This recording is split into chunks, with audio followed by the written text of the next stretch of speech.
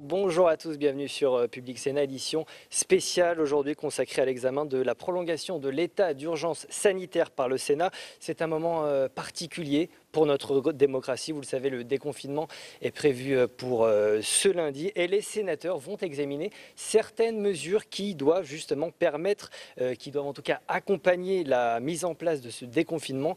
Vous l'avez compris, donc le temps presse. Des sénateurs vont très rapidement venir me rejoindre. La séance va reprendre dans quelques instants pour examiner un texte donc qui a été rédigé en commission mixte paritaire. Alors quelques éléments de contexte avant d'entrer, d'interroger les sénateurs. Le texte prorogeant l'état d'urgence est étudié depuis une semaine par le Parlement. Il est arrivé tout d'abord au Sénat lundi, qu'il a largement amendé. Il a ensuite été examiné par les députés à l'Assemblée. Une commission mixte paritaire s'en est ensuite saisie. Elle a commencé ses travaux ce matin, la commission mixte paritaire. Elle s'est achevée il y a maintenant 2 petites heures et les sénateurs doivent donc cet après-midi s'exprimer sur la dernière version du texte. Rappelons que l'état d'urgence sanitaire voté le 23 mars dernier doit se terminer le 23 mai prochain, donc d'ici 2 semaines. Le temps presse, donc on va bien sûr voir ce que prévoit le texte, mais tout de suite j'accueille Madame la sénatrice à ce micro. Si vous voulez bien vous installer. Bonjour. Qu'est-ce que vous pensez de ce texte donc rédigé par la commission mixte paritaire ? Alors je voulais d'abord vous dire qu'au nom du RDSE, j'ai été présente toute la semaine avec certains et certaines de mes collègues, dont la sénatrice Maryse Carrère qui était présente à la CMP et qui me faisait des messages en direct. Donc moi et nous, là je crois qu'il faut dire nous, parce que c'est un travail collectif du Sénat, nous ne pouvons qu'être d'accord et contents de voir le résultat qui sort de la CMP. Alors bien sûr, on peut dire même si, mais l'article 1 est quand même assez bien... Alors justement, sur l'article 1 qui traite de la responsabilité pénale des décideurs, qu'est-ce qui change par rapport à la rédaction de l'Assemblée nationale?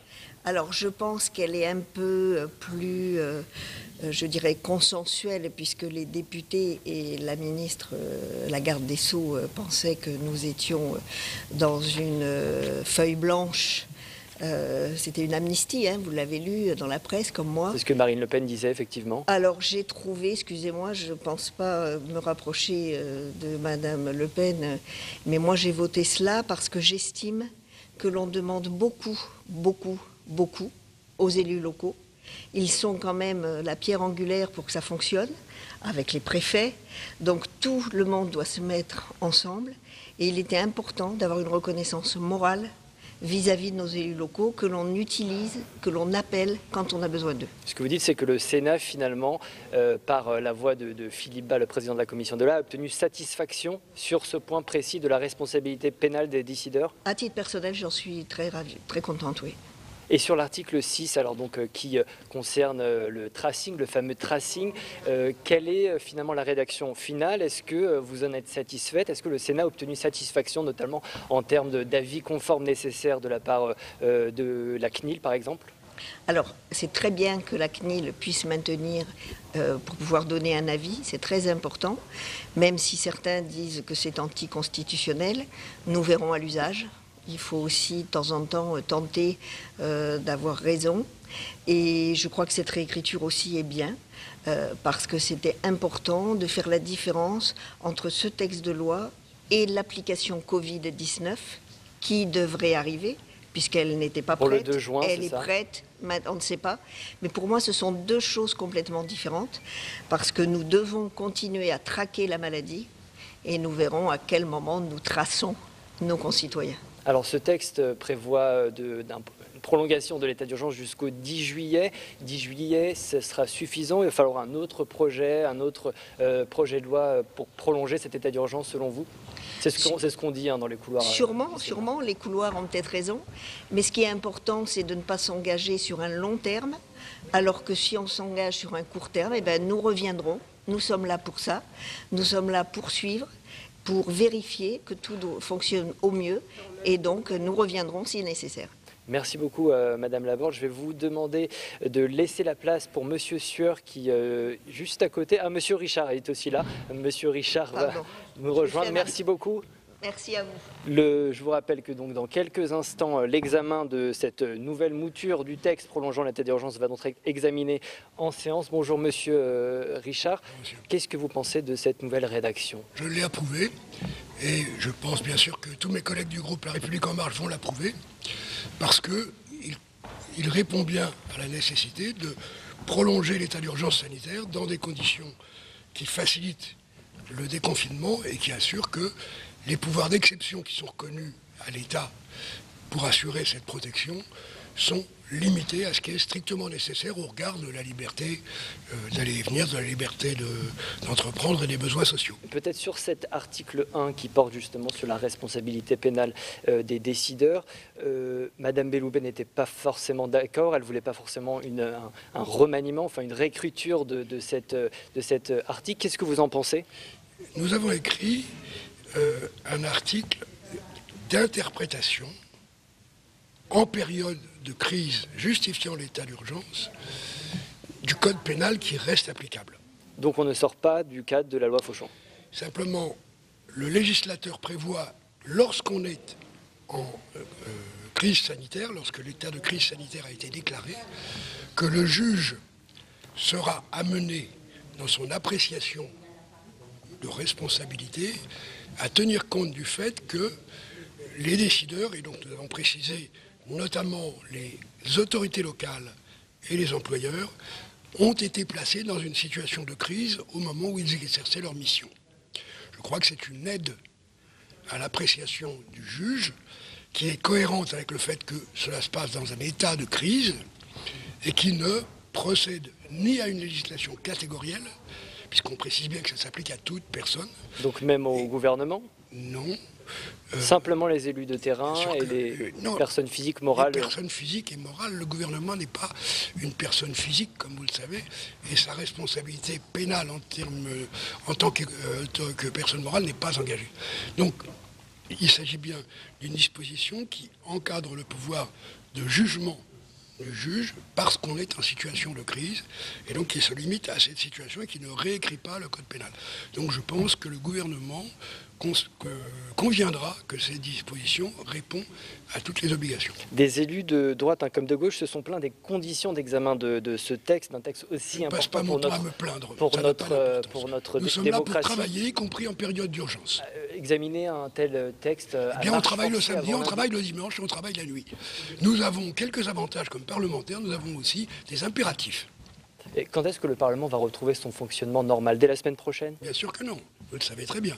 Nous devrons rester en situation d'éloignement dans l'hémicycle, donc beaucoup de collègues voteront en réalité à distance à travers le vote public, et d'autre part, en ce qui concerne l'ordre du jour, c'est-à-dire la législation par le Parlement, nous aurons à nouveau à légiférer pour préciser et encadrer la poursuite de cet état d'urgence, qui va donc durer encore plus de 2 mois, et nous reprendrons progressivement, mais sans doute de façon assez mesurée, le travail législatif de fond jusqu'au retour de vacances, là où nous reprendrons plus d'activités législatives parce que la situation aura évolué et lorsque nous aurons à statuer sur la loi de finances 2021, avec des responsabilités très lourdes en matière de reprise économique, et sur la loi de finances de la sécurité sociale, avec également des enjeux sociaux très importants. Monsieur Richard, petite dernière question, je suis obligé de vous la poser. Le Monde révèle que des masques ont été détruits par le gouvernement encore tout récemment. Olivier Véran l'a reconnu à l'Assemblée nationale. Qu'est-ce que ça vous inspire?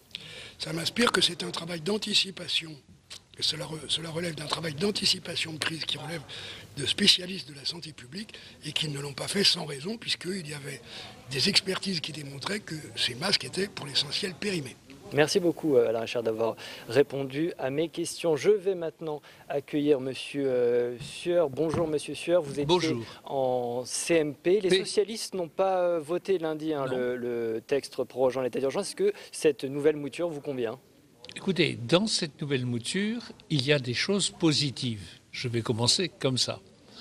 Et en particulier, le fait que l'on ait pu enlever du texte cette disposition de l'Assemblée nationale sur les connaissances scientifiques qui, en fait, pouvait tout à fait être comprise comme une auto-amnistie pour les ministres et hauts responsables de l'État. Alors ça, pour nous, c'est inacceptable et insupportable. En revanche, ce que nous avons souhaité, et ce qui a été écrit dans le texte, c'est la protection des maires. Lorsqu'un maire, à partir de lundi, va mettre en œuvre dans les écoles des dispositions qui sont imposées par l'État, des injonctions de l'État, il est clair que sa responsabilité personnelle, pénale, ne peut pas être engagée puisqu'il est en quelque sorte agent de l'État. Donc ce qu'on voulait, c'est simplement ça. Vous savez, les élus locaux sont les fantassins de la République. Ils se donnent beaucoup de mal dans une situation très difficile. Il ne faut pas qu'en plus, ils soient sujets à des quantités de risques juridiques.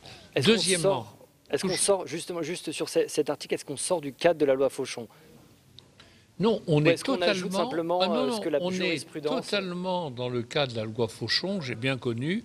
J'étais là au Sénat quand on a voté la loi Fauchon. Je l'ai votée. On précise simplement l'application dans un cas d'urgence sanitaire, ce qui est la situation présente. Deuxièmement, alors pourquoi n'a-t-on pas voté le texte? Bonne question. Parce que dans ce texte, il n'y a aucune mesure sociale, rien. Alors, vous savez qu'il s'agit d'une prolongation d'un état d'urgence. Et dans la loi du 23 mars dernier qui a créé cet état d'urgence, il y avait quantité de mesures sanitaires, économiques et sociales. Vous comprenez, beaucoup de nos concitoyens sont dans des situations très difficiles, de chômage, de perte de revenus, d'absence de revenus, de précarité, des situations de logement. On demandait notamment que lorsqu'il y a des difficultés d'impayés à la banque, les personnes en difficulté ne soient pas tenues de payer des pénalités. Mais justement, ça c'est un amendement, vous faites référence à l'amendement de Laurence Rossignol. Mais oui. Et je crois qu'il n'est toujours pas dans le texte qui va être examiné. Mais non, bien sûr. Et or, il a été adopté par le Sénat et nous avons violemment, enfin vivement, nous sommes pacifiques, vivement déploré qu'il n'ait pas été retenu dans la commission mixte paritaire, donc à l'Assemblée nationale et dans la commission mixte paritaire. Alors, nous disons qu'il y a des progrès pour la protection des maires. Il y a aussi des progrès sur l'article 6, parce que des garanties, je n'ai pas le temps de développer, mais des garanties pour les libertés individuelles. Ces garanties, elles sont suffisantes en l'état ? Pour la protection des données, des garanties du Sénat qui n'avaient pas été retenues par l'Assemblée, sont revenues par la commission mixte paritaire. En particulier, le décret devra respecter de manière conforme la position de la Commission nationale informatique et liberté, la CNIL. Donc il y a des choses très importantes. Toutefois, nous, ce qui nous est paru absolument anormal, c'est qu'il n'y ait aucune mesure sociale. Sanitaire, c'est bien sûr indispensable. Économique, bien sûr. Mais la situation des gens, et notamment de nos concitoyens en grande difficulté, qui vont être en plus grande difficulté à la suite de cette situation sanitaire, eh bien, elle n'est pas traitée purement et simplement. C'est pourquoi on ne peut pas adopter ce texte. Donc, vous allez voter contre ce texte, pour cette raison-là, après avoir dit les avancées, parce que nous ne sommes pas des manichéens, ni des systématiques. Voilà. Merci beaucoup. Merci beaucoup, Monsieur Sueur, d'avoir répondu à mes questions. Je vais maintenant accueillir le président Bas qui va... Bonjour, Monsieur Bas. Président de la commission des lois, sénateur LR de la Manche. Comment s'est passée cette CMP? Vous avez la mine des beaux jours. Une vraie réunion de travail, des échanges approfondis et une capacité mutuelle de trouver le chemin de l'accord au travers de très nombreuses difficultés qui restaient à résoudre. Habituellement, on a un peu de temps pour préparer les réunions de commission mixte paritaire. Là, il a fallu aller très, très vite. Et je dois dire que ces conditions de travail n'ont pas empêché qu'on atteigne un accord qui permet de mettre en place pour le déconfinement des moyens destinés à assurer la meilleure sécurité sanitaire possible des Français en permettant de remonter toutes les filières de contamination par un système d'information national qui fait qu'une personne qui aura été en contact avec quelqu'un reconnu positif au Covid-19 sera prévenu dans les 24 heures, fera son test de dépistage et que son entourage pourra être prévenu pour se mettre à l'abri. Vous avez passé, je crois, 3 heures en CMP sur cet article 1. Qu'est-ce qui a coincé? Qu'est-ce que vous avez obtenu sur la responsabilité pénale des décideurs privés et publics? C'est plus intéressant de vous dire ce qui a décoincé que ce qui a coincé, puisque nous avons obtenu un accord.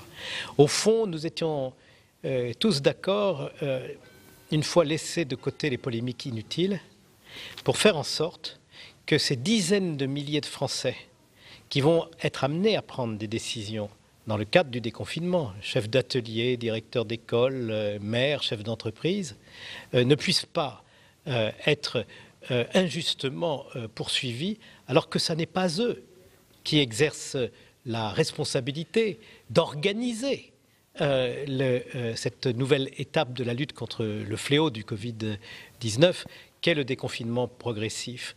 Le cadre juridique, il est clair, au fond, avec l'urgence sanitaire, les pouvoirs du Premier ministre, des ministres, des préfets augmentent, mais les pouvoirs des maires, par exemple, diminuent, puisque habituellement, ils peuvent prendre des mesures de police pour l'hygiène publique, et que là, vous avez vu, pour le maire de Sceaux, il n'a pas eu le droit d'imposer le port du masque dans sa ville. On lui a dit non, ça n'est plus de votre compétence pendant le Covid-19, c'est la compétence de l'autorité administrative. Eh bien, plus vous avez de responsabilités, plus votre responsabilité peut être engagée, c'est normal. Moins vous en avez, moins elle doit l'être. Il faut s'adresser aux véritables décideurs, que ne sont pas ceux qui, avec beaucoup de bonne volonté, vont tout faire pour que ça se passe bien dans les ateliers, dans les bureaux, dans les transports publics, dans les communes, dans les écoles. Mais est-ce que c'est une loi d'amnistie pour les petits décideurs, entre guillemets, ou rien à voir? Non, cette expression, il faut la laisser de côté, elle ne vaut rien. Parce que l'amnistie, vous savez à quoi ça sert? Ça sert à empêcher de condamner un coupable. Et ce que nous faisons ici, c'est de donner, au fond, au juge des clés d'interprétation pour lui éviter de condamner des innocents. Ça n'a rien à voir. C'est justement de dire on est dans une période tout à fait exceptionnelle. Il faut rassurer tous ceux qui vont mettre en œuvre le déconfinement. Ce n'est pas eux qui sont responsables de l'organisation générale. Ils sont responsables d'une organisation particulière et ils doivent assumer cette responsabilité, mais en tenant compte du fait que c'est au niveau des autorités administratives et de l'État que se prennent les vraies décisions. Peut-être quelques mots sur l'article 6 avant de vous laisser rejoindre la séance. Est-ce que la nouvelle mouture du texte est assez protectrice des libertés individuelles? Oui, non seulement toutes les garanties, les fameuses 6 garanties que nous avions prévues ont été respectées, mais elles ont été même étendues. Alors peut-être nous donner quelques détails? Par exemple, il y aura un droit d'opposition qui sera organisé pour une personne qui aurait été de manière inexacte appelée à être un cas contact alors qu'il n'a pas eu de rencontre qui l'aurait exposé au risque de contamination. Et puis on ne pourra pas mettre dans la base de données des informations autres que celle est affectée et pas infectée. Mais jamais il a du diabète, il a de l'hypertension artérielle ou il a une maladie cardiaque. Voilà. Combien de temps? Je suis obligé de vous laisser. Combien de temps ces données vont être conservées? Merci beaucoup. 3 mois. Nous avons ajouté une limite à la conservation des données. D'accord. Merci beaucoup, Monsieur Bas. Je vous laisse donc rejoindre l'hémicycle. La séance va donc reprendre dans quelques instants, va commencer dans quelques instants pour examiner donc cette nouvelle mouture du texte prorogeant l'état d'urgence. Je vous rappelle ce que prévoit ce texte dans les grandes lignes. Il prévoit la prolongation de l'état d'urgence jusqu'au 10 juillet. Il traite également de la responsabilité, vous l'avez entendu, des décideurs privés ou publics dans le cadre de l'épidémie de coronavirus, sujet hautement sensible. On l'a vu ces derniers jours, la séance vient d'être ouverte. On part tout de suite dans l'hémicycle, on se retrouve tout de suite après. Du scrutin numéro 103, notre collègue Henri Cabanel a été noté comme s'abstenant alors qu'il voulait voter pour. Donc je vous remercie d'en prendre acte. Nous donnons acte de votre mise au point qui sera donc publiée au journal officiel et figurera dans l'analyse politique du scrutin concerné. Je rappelle que nous devons être attentifs au respect de nos règles sanitaires et respecter la sortie par le pourtour, pour le gouvernement, par la commission par le devant, et d'effectuer chacun des gestes qui sont utiles pour la sécurité sanitaire, pas simplement de nous-mêmes, mais de l'ensemble de celles et de ceux que nous pourrions être amenés à rencontrer ou que nous avons rencontrés. Et comme vous le savez, l'ensemble du Sénat fera l'objet d'une désinfection. Alors, j'ai une autre demande de mise au point sur un vote. Monsieur le Président Marseille. Oui, Monsieur le Président, mes chers collègues, je souhaite apporter plusieurs rectifications de vote de mes collègues. La première concerne le scrutin numéro 102, séance du 5 mai, portant sur l'article 6 du projet de loi prorogeant l'état d'urgence sanitaire. À l'occasion de ce scrutin, Madame Annick Billon souhaitait voter pour. La seconde concerne le scrutin numéro 103, toujours à la séance du 5 mai, sur le même texte. Lors de ce scrutin, Madame Billon souhaitait voter pour et Monsieur Delahaye souhaiterait s'abstenir. Je vous remercie. Acte est donné de vos mises au point. Elles seront publiées au journal officiel et figureront dans l'analyse politique des différents scrutins concernés. Dans la discussion générale, la parole est au président Philippe Bas, rapporteur pour le Sénat de la commission mixte paritaire. Monsieur le président Bas, je vous donne la parole. Je vous remercie, Monsieur le Président, Monsieur le Ministre, mes chers collègues. Comme vous le savez, la commission mixte paritaire qui s'est réunie ce matin à l'Assemblée nationale est parvenue à un accord. Nous pensions les uns et les autres que c'était indispensable.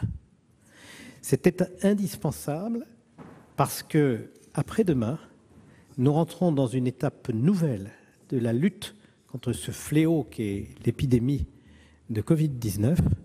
Cette étape nouvelle, c'est le déconfinement progressif.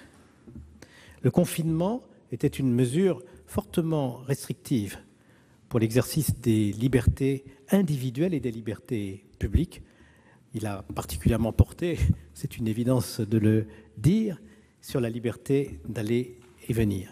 Il a entraîné des conséquences redoutables pour l'économie et les équilibres sociaux, mais il a permis de ralentir considérablement la pression sur le système hospitalier et de ralentir la propagation du virus, ce qui était son principal objectif.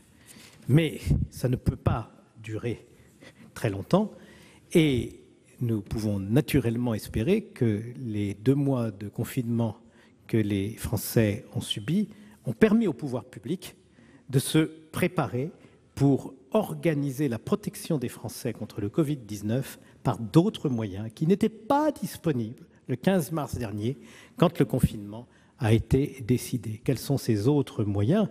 Bien entendu, la diffusion des gestes barrières, je crois que les Français les ont bien assimilés. La diffusion des masques, il n'y en avait pas le 15 mars dernier. La diffusion des tests de dépistage, dont le Premier ministre lui-même a souligné qu'il faudrait procéder possiblement jusqu'à 700 000 tests de dépistage chaque semaine, ce qui suppose une organisation gigantesque. Et puis, à côté de toutes ces mesures de protection, il faut organiser le traçage des contaminations. Il faut que les filières de contamination puissent être combattues.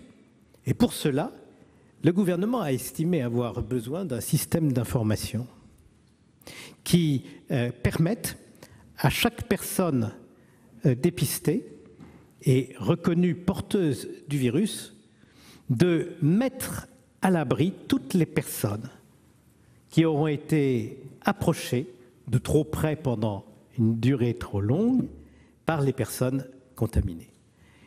Ce système ne peut pas se faire de manière artisanale parce que si l'on imagine que chaque personne porteuse du virus a rencontré 25 personnes qu'il a exposées à un risque et que vous multipliez par le nombre de contaminations évaluées quand même à plusieurs milliers par jour, vous avez absolument besoin d'un traitement de masse. Et vous avez également besoin que ce traitement soit rapide. Si vous laissez dans la nature quelqu'un qui est porteur de virus sans le savoir, il va contaminer beaucoup de personnes. Si vous réussissez à le toucher dans les 24 ou les 48 heures, vous allez pouvoir le mettre à l'abri et protéger toute autre personne que cette personne pourrait être amenée à rencontrer. C'est la raison pour laquelle il fallait un système d'information. C'est la raison aussi pour laquelle les médecins ne suffisaient pas à la tâche et qu'il fallait que ce système d'information reposât sur la mobilisation des services de l'assurance maladie, dont les plateformes permettront à ces agents de téléphoner à nos concitoyens quand leur nom aura été donné comme des cas contacts, puisque c'est ainsi qu'on les appelle en épidémiologie, afin qu'ils puissent se protéger.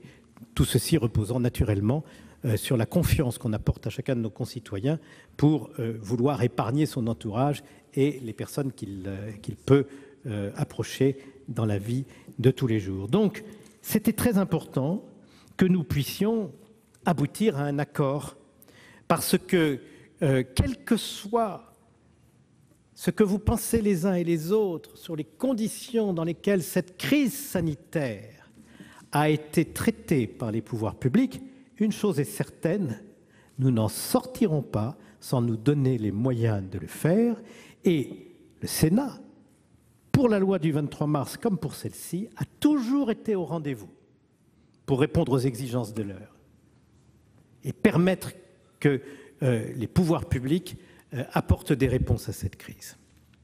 Je voudrais vous dire néanmoins que s'il était absolument indispensable d'apporter des réponses à cette crise, nous n'avons pas voulu le faire sans garantie.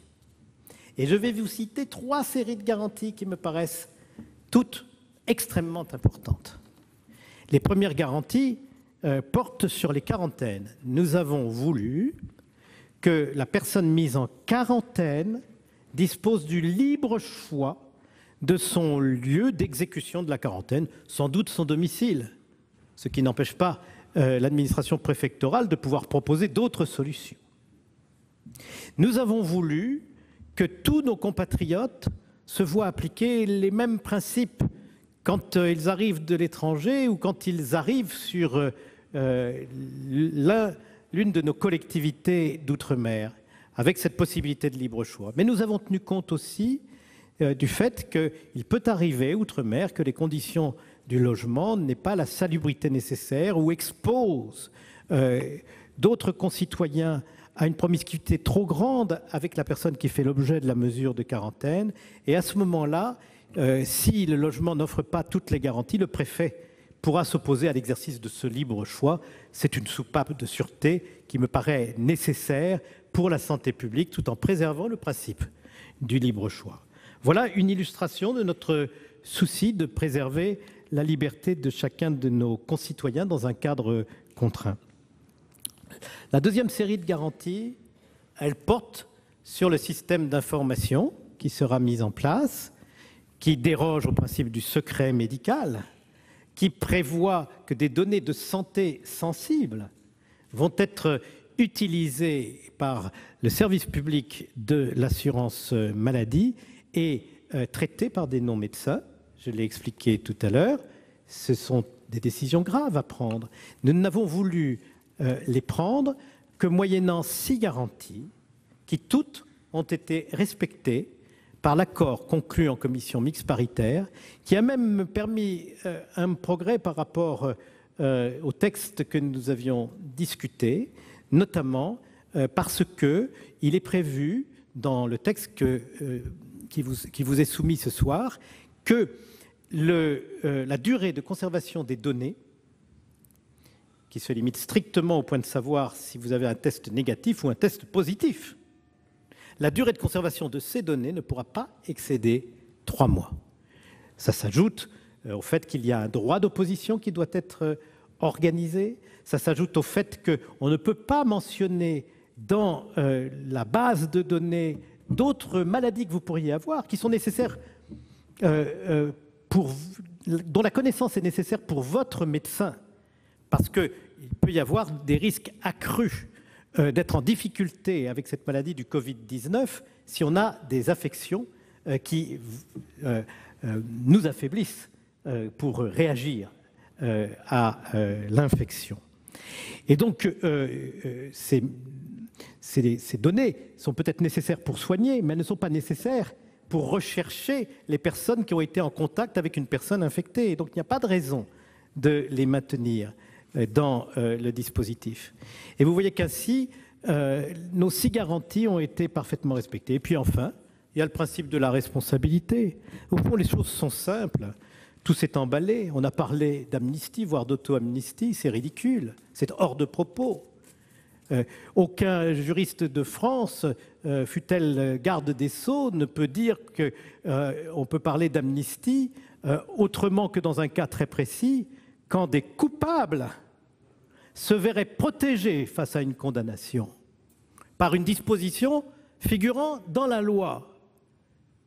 Je vous défie de trouver, ni dans le premier texte du Sénat, ni dans celui de l'Assemblée nationale, ni bien sûr dans celui de la commission mixte paritaire, quoi que ce soit qui puisse ressembler à ça. Il s'agit simplement, dans le texte adopté en commission mixte paritaire, de préciser que le juge devra, au moment où il appréciera la responsabilité de l'auteur de faits qui lui serait reproché, il devra tenir compte des compétences, des fonctions de cette personne, des moyens que cette personne a et des circonstances particulières de cette épidémie redoutable qui a entraîné l'adoption d'un texte qui modifie la répartition des responsabilités.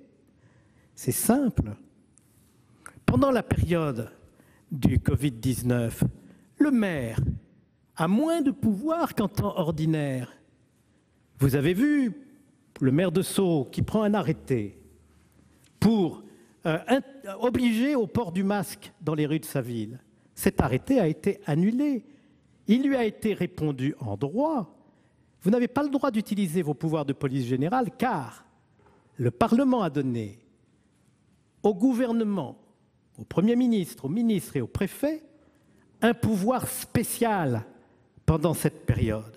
Et ce pouvoir spécial augmente les pouvoirs ordinaires du gouvernement et diminue les pouvoirs du maire.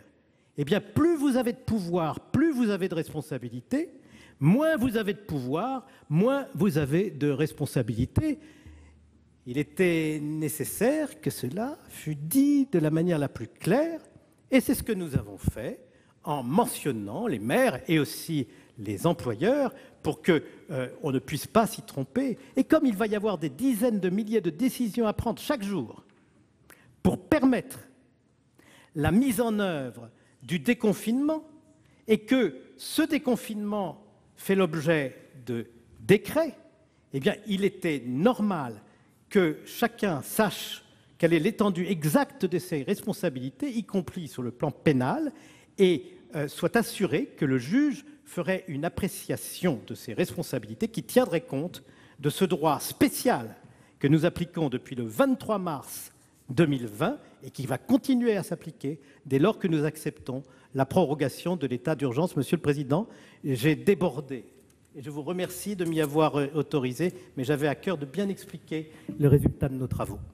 Merci, monsieur le rapporteur. Je vais donner la parole au secrétaire d'État auprès du ministre des Solidarités et de la Santé, monsieur Adrien Taquet. Vous avez la parole, monsieur le ministre.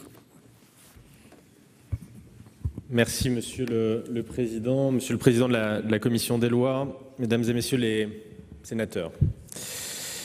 Il n'y a pas d'un côté la démocratie et de l'autre l'esprit de responsabilité. Ils sont une seule et même chose. Ils sont un seul et même mouvement. Et je crois que les débats sur ce projet de loi l'ont prouvé une nouvelle fois. Dans ces moments cruciaux, la représentation nationale, le Sénat, l'Assemblée nationale travaillent ensemble. Les divergences existent, mais des compromis sont trouvés qui ne renient pas les exigences de chacune des deux chambres, de chacun de leurs membres. Dans le texte adopté par la commission mixte paritaire, le travail du Sénat a été reconnu et votre Assemblée a posé des jalons indispensables pour concilier l'efficacité de la lutte que nous menons contre ce virus avec le respect des grands principes auxquels nous sommes toutes et tous évidemment très attachés. Dans des délais contraints, dans des conditions souvent difficiles, sur ces bancs, depuis chez eux, les législateurs ont pu exercer leur droit d'amendement et ce faisant, le texte a été précisé, il a été consolidé, il a été enrichi. La commission des lois qui s'est réunie dès lundi a pu enrichir ou corriger le projet de loi du gouvernement et je remercie à ce titre le président Philippe Bas pour la qualité de son rapport. L'objectif de promulgation de la loi le 11 mai se devait d'être tenu, ce dont nous pouvons toutes et tous nous féliciter. Ce qui ressort des débats que nous avons eus, c'est que par-delà des divergences de vues, des oppositions parfaitement légitimes, nous avons tous le même combat pour la santé et la protection des Français. Avec l'article 1, l'état d'urgence sanitaire sera prolongé jusqu'au 10 juillet, date que vous avez préférée à celle du 23 juillet que nous avions initialement envisagée. À ce même article, vous avez inséré des dispositions particulières sur la responsabilité des élus. Le président Bas vient d'y faire mention, préciser un certain nombre d'éléments. Les débats ont été riches, ils ont été vifs parfois. Je sais qu'ils se sont poursuivis jusqu'en commission mixte paritaire, mais la rédaction retenue prévoit ainsi d'insérer une disposition spécifique au sein du Code de la santé publique pour définir les conditions dans lesquelles la mise en jeu de la responsabilité pénale sera appréciée pendant l'état d'urgence sanitaire. Cette clarification, je ne reviens pas, le président Bas l'a fait de façon très précise, sera de nature à apporter les garanties nécessaires aux élus. À l'article 6, autre article qui a fait l'objet de nombreux débats au sein des deux chambres et entre les deux chambres, le gouvernement avait pris note de vos exigences et je pense qu'elles ont été préservées. À votre initiative, la loi prévoit désormais explicitement l'exclusion que l'article 6 puisse servir de base juridique au déploiement de l'application Stop Covid.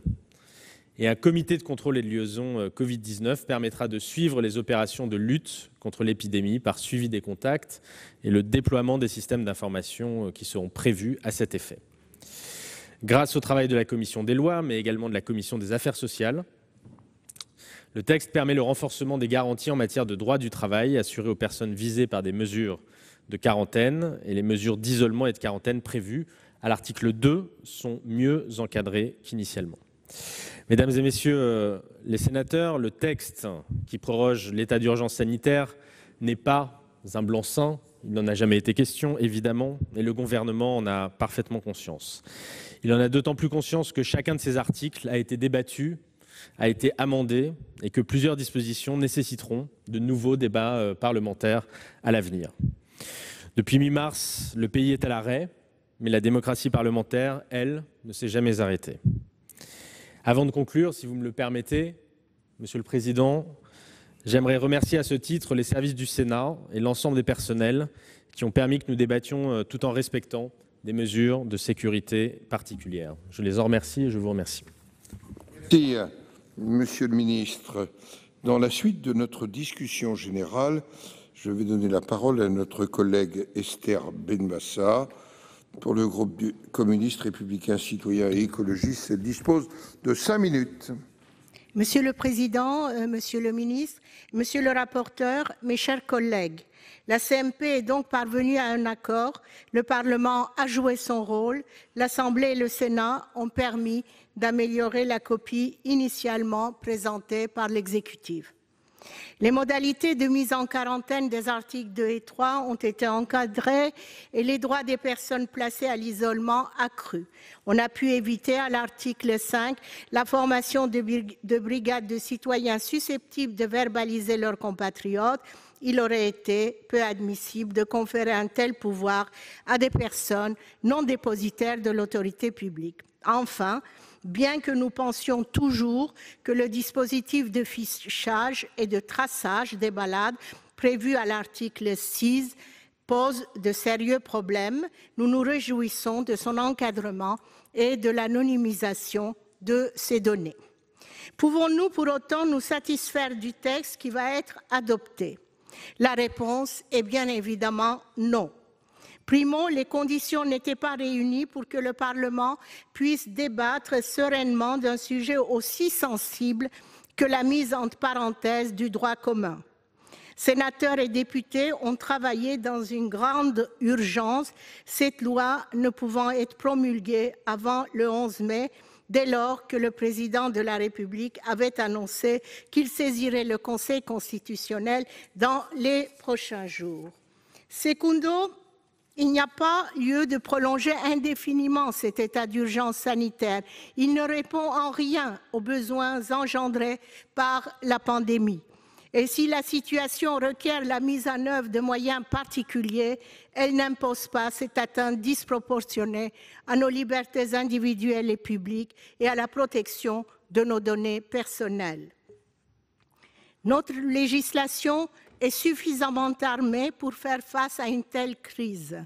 Plus que d'un régime de surveillance généralisée, c'est de moyens que nos politiques publiques ont besoin.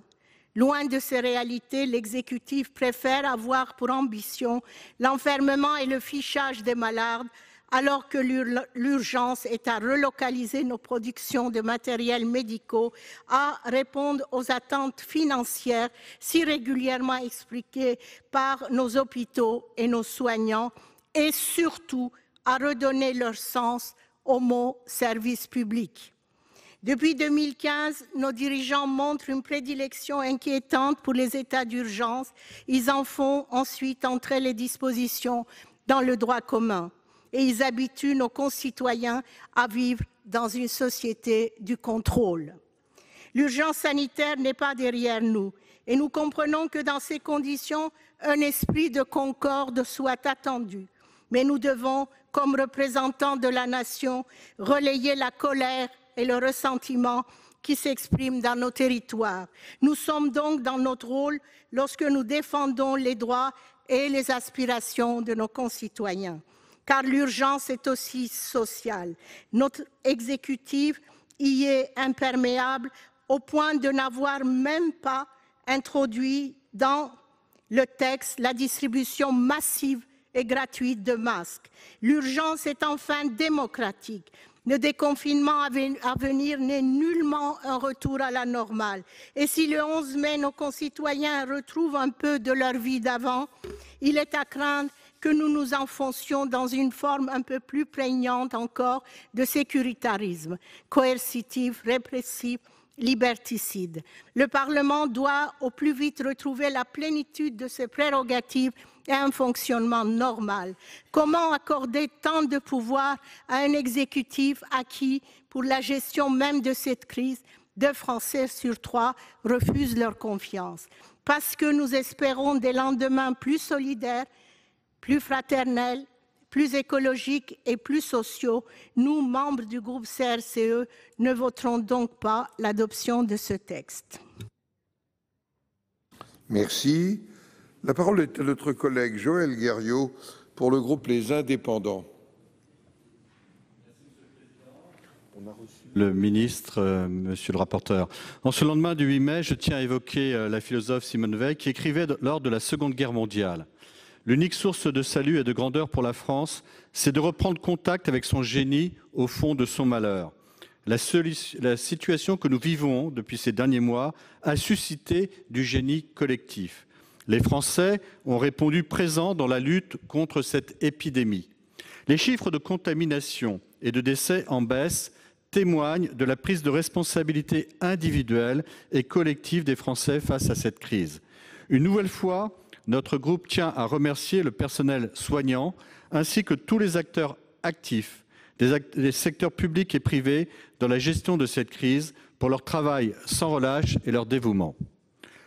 Le texte que le gouvernement nous a soumis samedi dernier a été grandement enrichi par le Sénat en premier lieu et par l'Assemblée nationale en second lieu. Et ce, dans un laps de temps très court.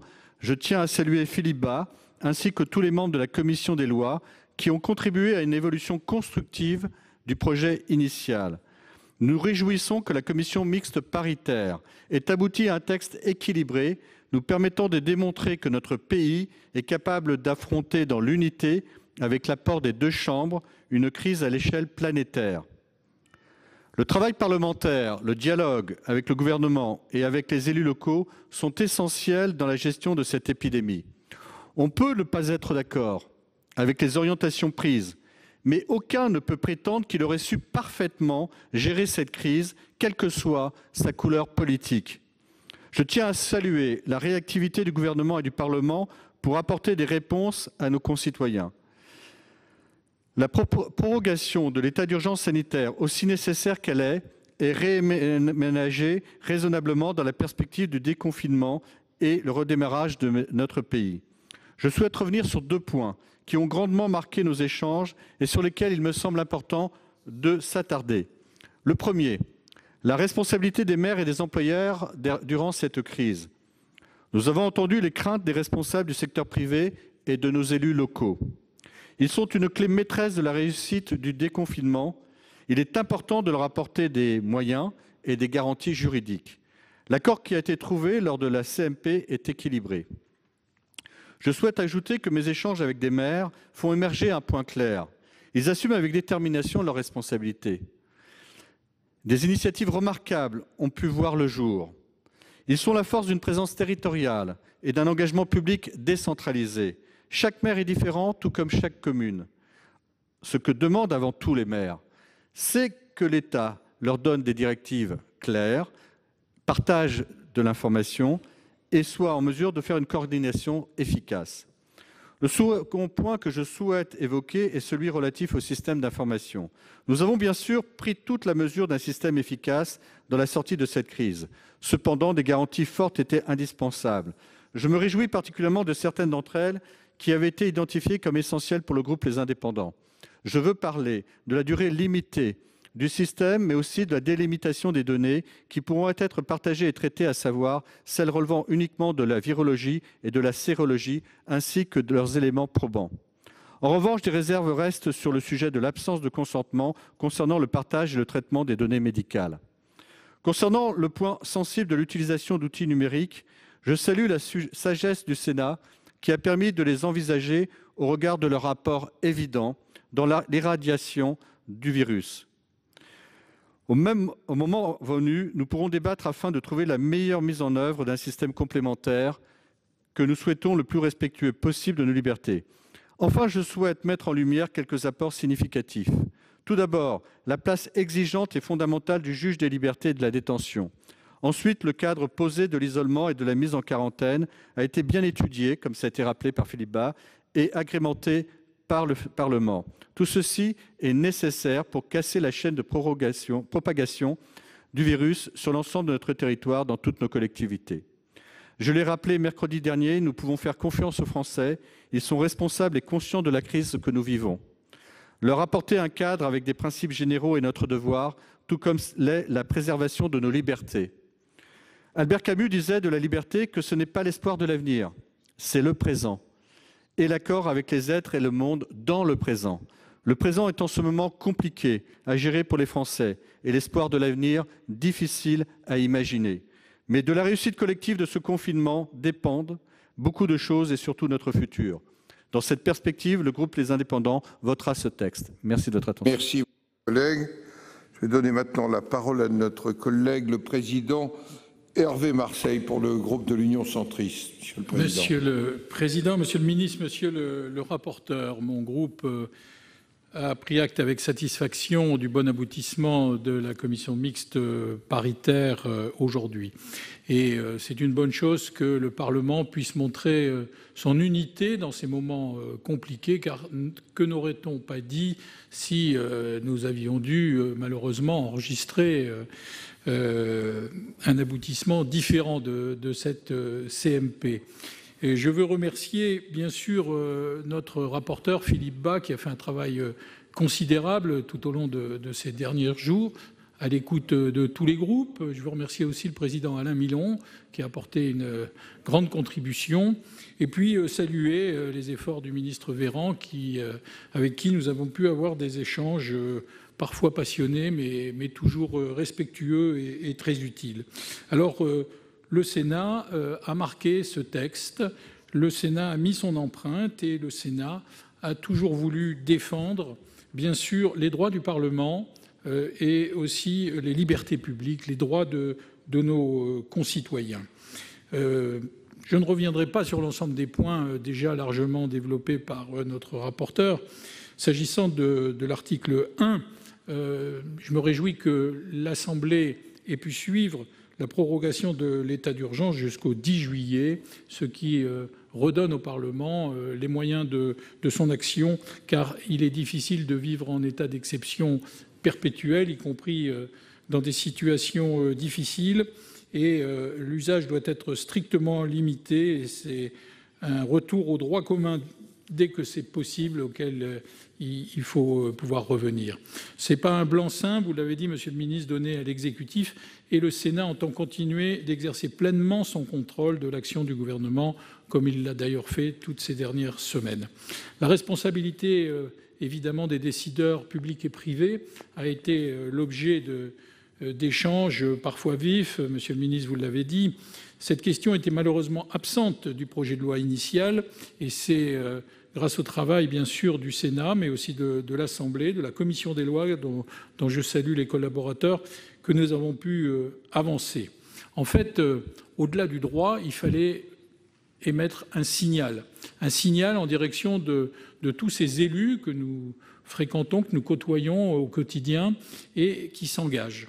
Le faire également à l'égard des décideurs privés, tous ces chefs d'entreprise, mais aussi ces responsables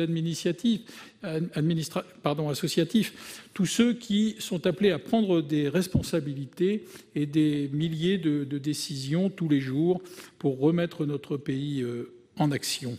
Donc c'est une bonne chose que nous ayons pu trouver une réécriture, non pas à partir du texte des uns ou des autres, mais un texte différent et qui s'appuie essentiellement sur le Code de la santé publique. Je veux remercier également l'Assemblée pour l'ensemble des garanties, soit qu'elle a maintenues du fait de nos votes ici au Sénat, soit qu'elle a de son côté amené.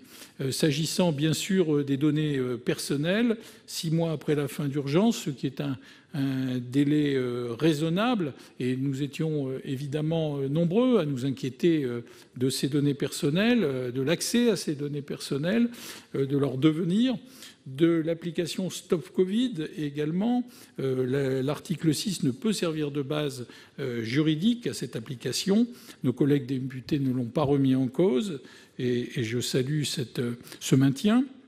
Et puis également l'habilitation à prendre des ordonnances sur ce sujet. Là encore, l'Assemblée s'est rapprochée du Sénat. Et puis enfin, l'avis conforme concernant la CNIL, qui a fait l'objet aussi en CMP de très nombreux échanges. Et finalement, c'est, aux yeux de beaucoup de membres de mon groupe, une bonne chose qu'on ait pu instituer à nouveau cet avis conforme. Un mot sur un sujet qui a préoccupé longtemps notre hémicycle en début de semaine et qui peut paraître marginal au regard de l'essentiel, c'est la réouverture des plages et des forêts, mais qui anime beaucoup d'élus du littoral. Si nous regrettons que l'Assemblée ait supprimé à la demande du gouvernement cet article 5 bis, nous donnons acte au gouvernement des déclarations sur le sujet qui relèvent plutôt du domaine réglementaire, en espérant que ces espaces naturels puissent être largement réouverts dès que les conditions sanitaires le permettent grâce à l'intervention des préfets. Je terminerai enfin mon intervention en insistant sur la nécessité, Monsieur le ministre, de faire œuvre de clarté sur les conditions de retour de nos compatriotes actuellement bloqués dans d'autres pays. Je pense à nos compatriotes français de l'étranger qui sont nombreux à travailler dans des pays étrangers, toujours au service des intérêts du pays, ou des étudiants comme en Roumanie ces derniers temps qui sont coincés. Et mon collègue Olivier Cadic s'est manifesté à de nombreuses reprises sur ce sujet, car nombreux sont les Français de l'étranger qui ne comprennent plus très bien où on en est de la situation. Je veux saluer l'excellent travail qui a permis, grâce à l'Assemblée, grâce aux députés et grâce à nos collègues membres de la commission des lois qui ont travaillé à la CMP, d'aboutir à ce résultat. Et le groupe de l'Union centriste votera pour le texte adopté par la CMP. Je vous remercie. Merci, Monsieur le Président. Je vais donner la parole au président Jean-Pierre Sueur pour le groupe socialiste et républicain. Vous avez la parole. Merci, Monsieur le Président, Monsieur le Ministre, Monsieur le Président rapporteur, mes chers collègues. D'abord, un point important. Notre groupe a considéré qu'il nous revenait, à nous, Sénat particulièrement, de protéger les élus locaux. Et tous ces maires qui, à partir de lundi, vont prendre de très lourdes responsabilités. Le texte de l'Assemblée nationale était désastreux parce qu'il revenait à auto-amnistier des ministres ou des hauts responsables de l'État. Ce n'était pas acceptable. La formulation qui a été trouvée lors de la commission mixte paritaire est 100 fois meilleure parce qu'elle, d'abord, s'inscrit dans le cadre de la loi Fauchon, elle insiste sur les responsabilités spécifiques de chacun et expose que dès lors que des maires appliqueront les décisions de l'État, ils seront des agents, des représentants de l'État. Et à ce titre, ne pourront pas être poursuivis dès lors qu'ils appliquent loyalement, naturellement, les textes. Deuxièmement, pour ce qui est de l'article 6, très important, il y a eu des avancées. Le retour, Monsieur le Président, à l'avis conforme de la Commission nationale informatique et liberté, voulu par le Sénat, qui est une garantie. Deuxièmement, pour ce qui est des délais, 3 mois au lieu de 9 mois pour le maintien des données. Troisièmement, une commission de contrôle librement mise en œuvre pour ce qui est de la représentation parlementaire par le Sénat et l'Assemblée nationale. Il reste des problèmes. Le mot « garantie » pour le décret, s'agissant en particulier des capacités d'information, de rectification et d'opposition. De même, quelques problèmes sur le secret médical. Mais il y a eu des avancées, étant entendu qu'il y a bien sûr un pari dans ce texte, celui de mettre en œuvre ce fichier dans les conditions que vous savez. Alors pourquoi ne voterons-nous pas ce texte et pourquoi serons-nous en opposition? Nous allons voter contre. Je vais vous le dire. Non pas tellement en raison de ce que je viens de dire, mais en raison du fait, Monsieur le Président, Monsieur le Ministre, mes chers collègues, que pour une loi qui proroge, qui prolonge l'effet de la loi du 23 mars, qui porte sur un grand nombre de sujets, nous n'acceptons pas qu'il n'y ait pas une ligne sur le social. Car l'urgence, elle est sanitaire, oui, elle est économique, certainement, mais elle est sociale pour tous nos concitoyens qui vivent dans la pauvreté et la précarité. Madame Laurence Rossignol va développer ce point dans un instant, mais il est la raison de notre vote en fidélité à nos convictions. Je vous remercie. Merci. Je donne la parole à notre collègue Maryse Carrère pour le groupe du Rassemblement démocratique social européen. Auparavant, pour que chaque groupe puisse s'y préparer, je suis saisi d'une demande de scrutin public sur les conclusions de la commission mixte paritaire par le groupe communiste, républicain, citoyen et écologiste. Donc, nous y procéderons tout à l'heure. Madame Carrère. Merci, Monsieur le Président, Monsieur le Ministre, mes chers collègues. Dès lundi, nos concitoyens retrouveront un peu de liberté après 2 mois de confinement. Pour beaucoup, ces moments auront été éprouvants. Il est rarement agréable de faire l'expérience des limites de sa liberté. Les mois à venir représenteront un autre défi pour chacun d'entre nous, celui de retourner dans les espaces publics et collectifs où le virus est toujours présent et adopter des gestes barrières irréprochables pour éviter une nouvelle montée en charge des contaminations et une saturation des services de réanimation.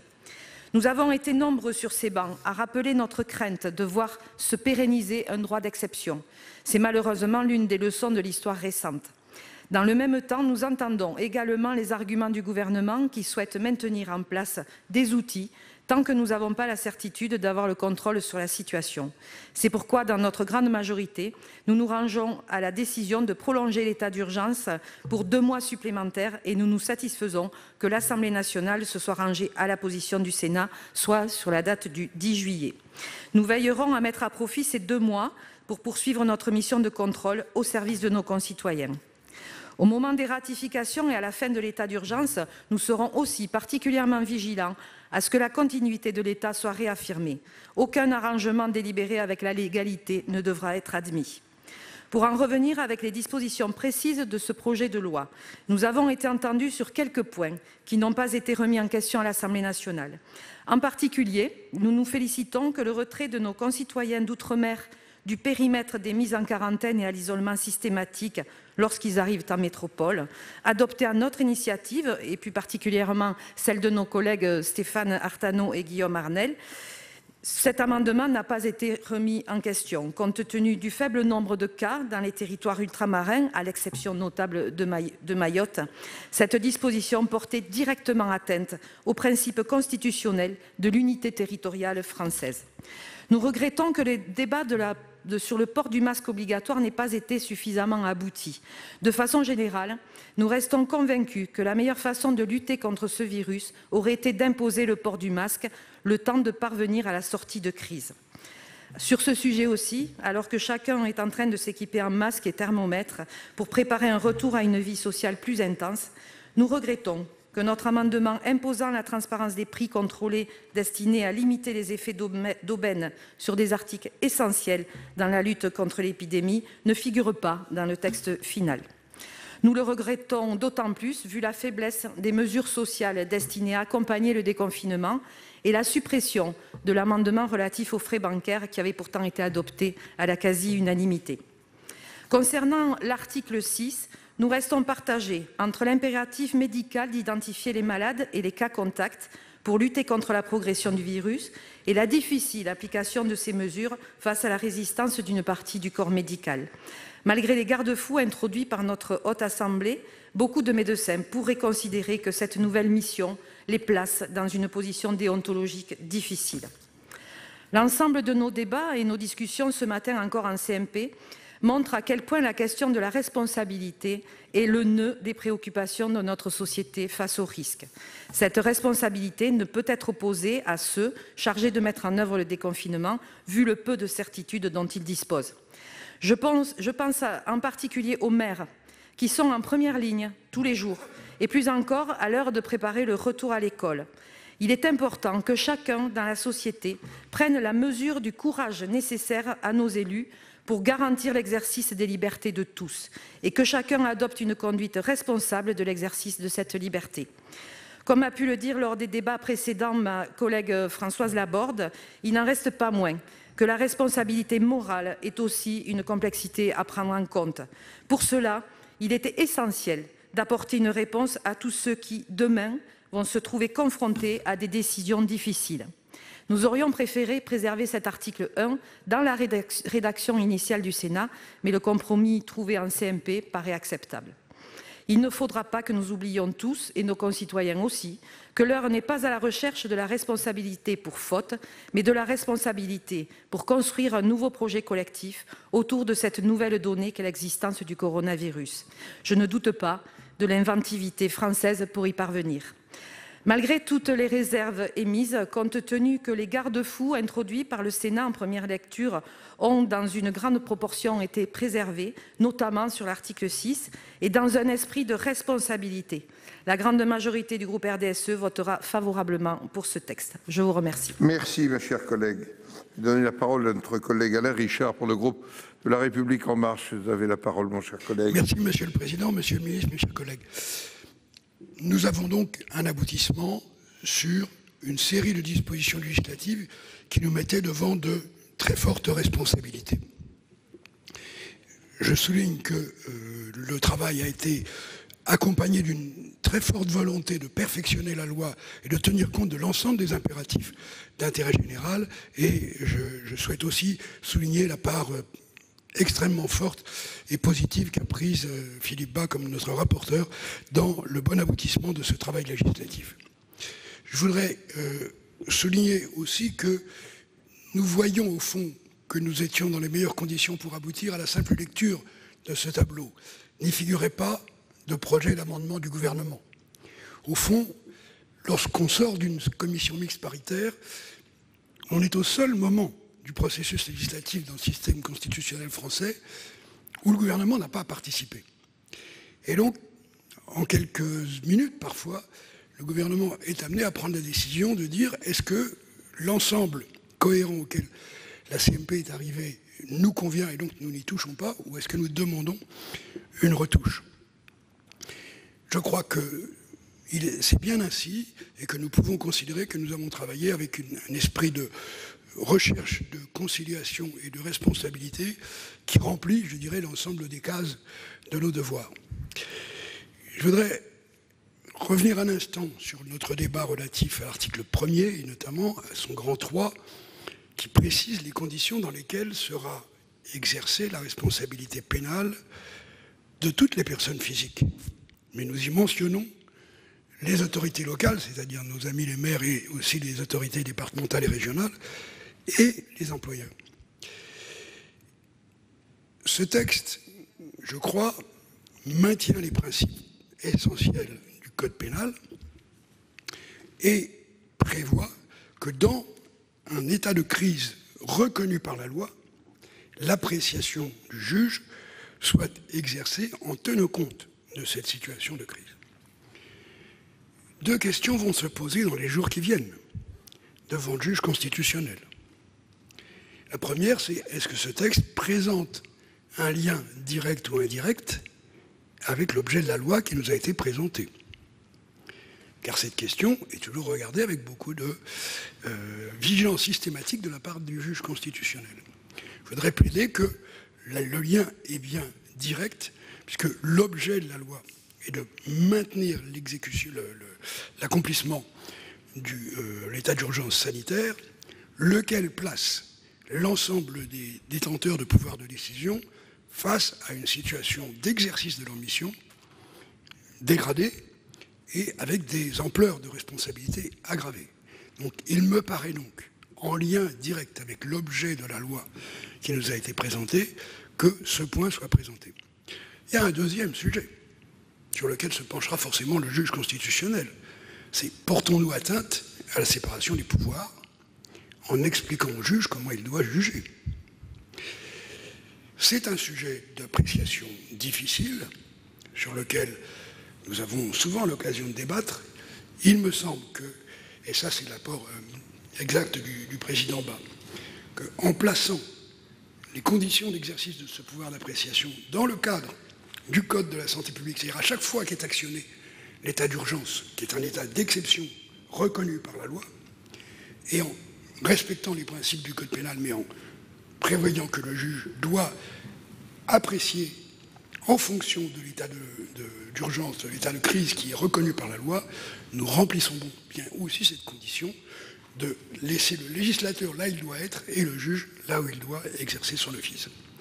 Je terminerai, Monsieur le Président, en soulignant le bon travail qui a été fait sur les deux sujets qui posaient les problèmes de compatibilité entre l'urgence de santé publique et les libertés, à savoir, d'une part, le confinement et la quarantaine, et d'autre part, le système d'information. Je crois que nous avons été les uns et les autres scrupuleux et nous avons fixé les bornes justes là où ils devaient être pour permettre l'action de la santé publique sans entraver les libertés individuelles plus que nécessaires.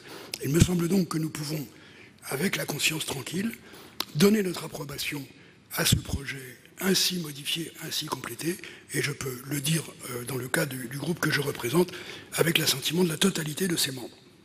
Merci, mon cher collègue. Je vais donner la parole à notre collègue Jacqueline Eustache-Brinio pour le groupe Les Républicains. Vous avez la parole. Merci, Monsieur le Président. Monsieur le Président, Monsieur le Ministre, Monsieur le Président de la Commission des lois, chers collègues, tant présents dans l'hémicycle que suivant nos débats à distance. Nous sommes rassemblés aujourd'hui pour achever l'examen du projet de loi prorogeant l'état d'urgence sanitaire. La situation a beaucoup évolué depuis ces jours de mars dernier, durant lesquels nous avions adopté la loi créant le régime de l'état d'urgence sanitaire. Le confinement et les mesures votées ont sauvé de nombreuses vies en donnant à nos soignants le temps nécessaire pour faire face à la première vague de l'épidémie. Et ils ont fait face avec un engagement et un dévouement remarquables que je ne saurais manquer de saluer. Une fois de plus, mais certainement pas une fois de trop. Durant cet intervalle, au-delà des soignants, nombre d'autres Françaises et Français employés dans les secteurs essentiels se sont également engagés sans compter. Dans le cadre de la mission de suivi de la Commission des lois, nous avons pu identifier toute l'étendue de leur rôle crucial. Aujourd'hui, le déconfinement est amorcé en France, tout comme chez nos voisins européens. Il est nécessaire. À l'heure où le virus demeure encore trop méconnu, cette fin des mesures de protection les plus strictes devra à tout prix être accompagnée d'une poursuite des mesures de distanciation sociale et du respect le plus strict des gestes barrières. Ce sont les meilleures garanties pour que la propagation du virus ne reprenne pas de plus belle. Le déconfinement n'est pas tant un retour à la vie normale à un instant T que l'amorce d'un processus de retour à la vie normale. Pour atteindre ce dernier objectif que nous partageons tous, le gouvernement a récemment annoncé un certain nombre de mesures. Le projet de loi pérennisera la poursuite de leur mise en œuvre dans le cadre d'un état d'urgence sanitaire prorogé jusqu'au 10 juillet. Il permettra la mise en œuvre des outils informatiques destinés à la lutte contre la maladie à l'heure où le confinement cesse graduellement. Je ne reviendrai pas sur l'ensemble des points de ce projet de loi qui ont pour la plupart été abondamment discutés, malgré le calendrier d'examen extrêmement resserré d'un texte qui, je le souligne, a été présenté au Conseil des ministres il y a tout juste une semaine. Permettez-moi cependant de m'arrêter sur 3 de sujets qui me semblent les plus importants. La responsabilité. Le premier de ces sujets était paradoxalement absent du texte initial. Il s'agit de la question de la responsabilité en temps de Covid. Elle a fait l'objet de débats juridiques et politiques abondants parmi nous, ainsi que chez nos collègues députés. Face à une situation exceptionnelle qui justifiait l'octroi au gouvernement de pouvoirs exceptionnels, il aurait été inenvisageable de prétendre que la responsabilité d'un maire, d'un chef d'entreprise, d'un directeur d'école, d'une collectivité ne doivent pas être clarifiées. Le Sénat a proposé un dispositif à l'initiative du président de la Commission des lois, dispositif qui avait le mérite de donner les garanties nécessaires aux acteurs de terrain sans organiser les responsabilités, comme cela a parfois été entendu de manière aussi inexacte qu'imprudente. Il n'a pas prospéré durant l'examen du texte à l'Assemblée nationale, qui lui a préféré un dispositif qui élargissait l'irresponsabilité.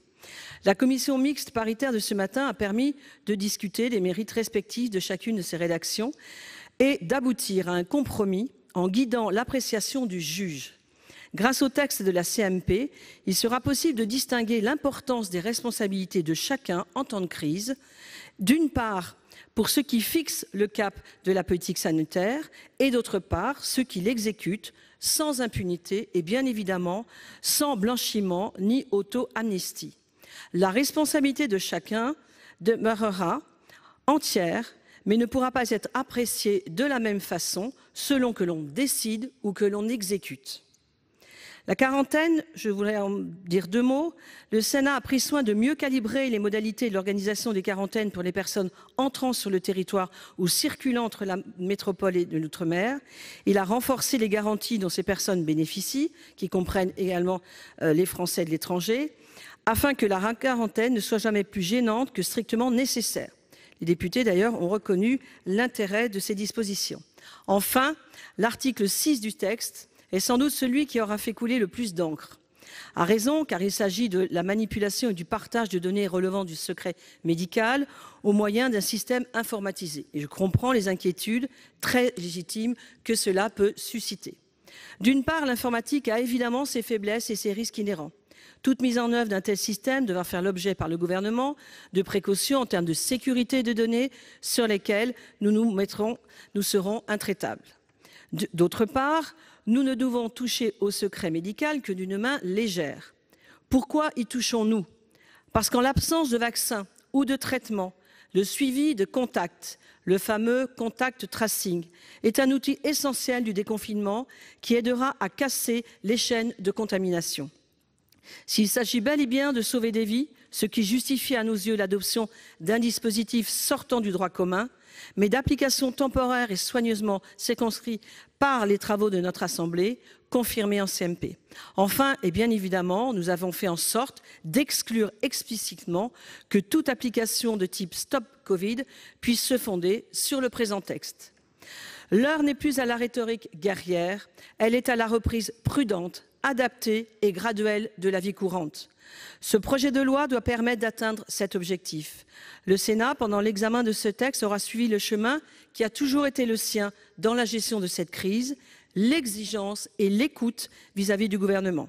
La mission de contrôle et l'action du gouvernement, qui est la nôtre, demeure plus importante que jamais. Pour toutes ces raisons, le groupe LR votera ce texte. Merci, mes chers collègues. Je vais donner maintenant la parole à Madame Laurence Rossignol pour le groupe socialiste et républicain. Merci, Monsieur le Président. Je voudrais moi aussi saluer les avancées qui ont été faites ce matin en commission mixte paritaire en direction du texte du Sénat. Mais pour autant dire que, au nom de mon groupe et de moi-même, rappeler cette petite réalité, nous ne sommes pas le Sénat. Nous ne nous confondons pas totalement avec le Sénat. Les lois telles qu'elles sont votées par la majorité du Sénat ne sont pas celles que nous voudrions toujours voir votées.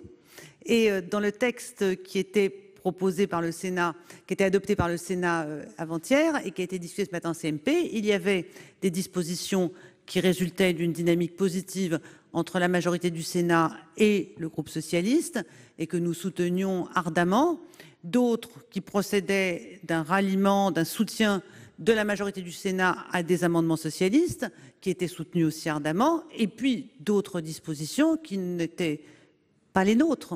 Et en particulier, je voudrais évoquer tout ce qui n'était pas dans le texte.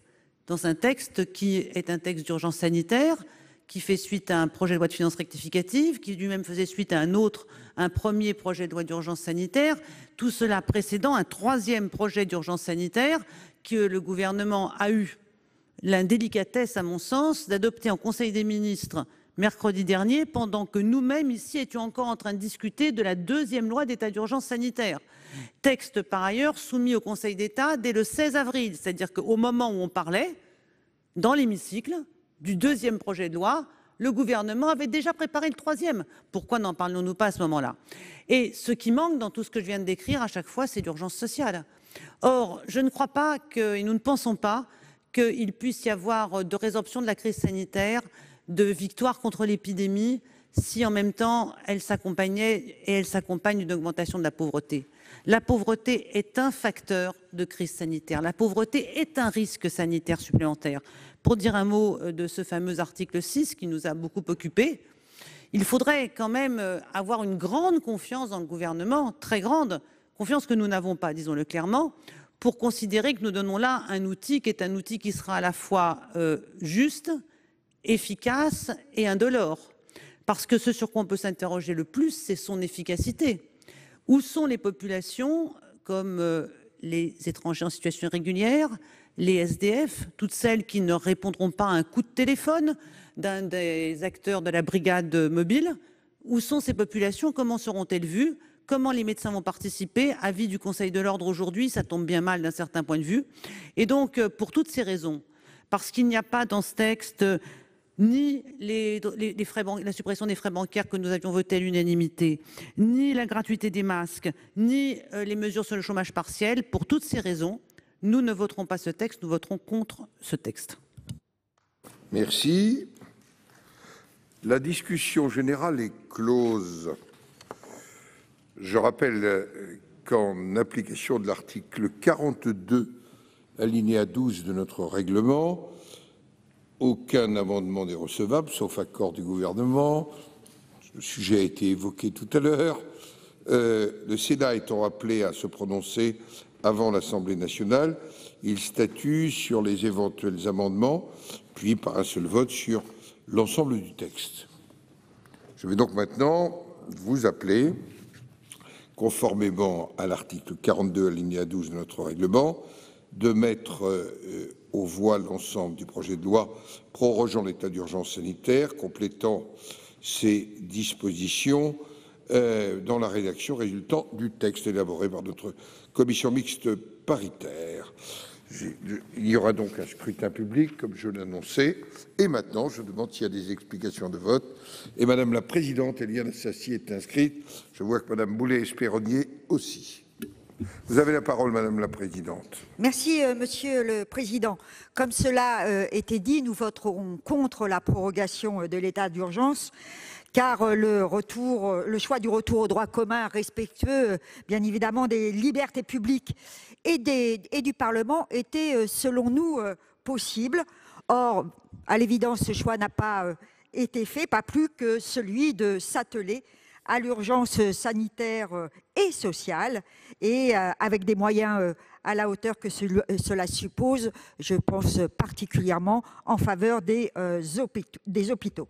Alors nous le savons bien, la situation ne s'améliorera vraiment que lorsqu'un vaccin aura été trouvé, ce qui malheureusement ne sera pas le cas avant plusieurs mois. En attendant, puisque le déconfinement a été décidé, la seule solution immédiate est celle des masques. Alors je ne vais pas revenir sur tout ce qui a été déjà dit, mais je réaffirme quand même une seule chose qui me paraît essentielle. Ces masques doivent être gratuits pour toutes et pour tous, ainsi que les tests qui doivent également être généralisés gratuitement. Les dirigeants à la tête de notre pays ont le pouvoir de faire ce choix qui sera crucial pour la vie quotidienne à venir de tous nos compatriotes. En réalité, toute l'énergie du gouvernement devrait se concentrer sur cette nécessité et sur l'organisation concrète du retour à la vie sans confinement. Un exemple est criant.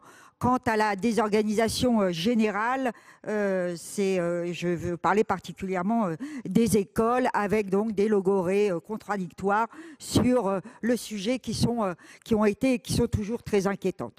Au lieu d'éclaircissements sur des sujets donc aussi cruciaux, vous vous appliquez à mettre en œuvre un système d'information que personne ne souhaite. D'ailleurs, sur ce sujet, nous demandons qu'un projet de loi précis nous soit présenté avant sa mise en place effective. De la même manière, nous souhaitons qu'un débat sérieux et respectueux du Parlement se tienne sur la future application Stop Covid, qui là encore ne laisse rien de présager, ne laisse présager rien qui aille.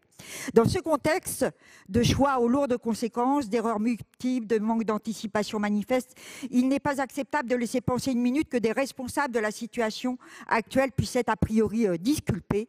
Les maires prennent déjà leurs responsabilités avec le souci permanent de l'intérêt général.